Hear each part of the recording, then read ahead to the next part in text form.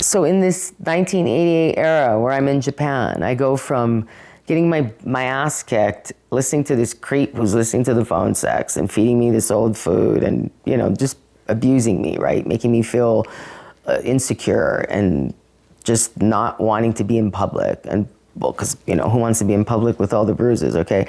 Gangsters, those type of people making poor decisions, the squalid, as I say. And going from that to hanging out with billionaire and the people who he is surrounded with, having normal conversations, what I didn't believe was normal, but having business deals and conversations where, yes, I had to be a fly on the wall, but I also was very observant. I was glad to be a fly on the wall because I was able to see how people did do business in Japan, very different from America, proper. They treat it as an experience when they're going to make a decision. And people in America, and look at how we do things now, we're on Zoom, we're on phone calls.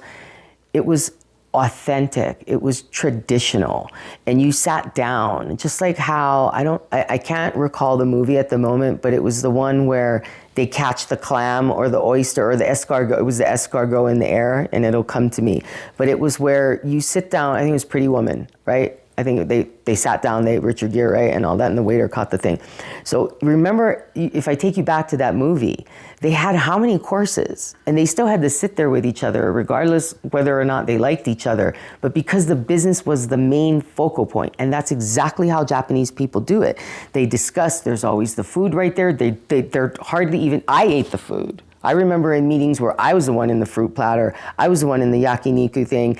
They weren't really even eating. It's just a celebratory thing or a business deal where you're two humans talking and exchanging information and doing things in such a classy way that even if it's, forthright or the other person is a little more, right, you're going to have a great experience and outcome. It's just positive, different way of doing business.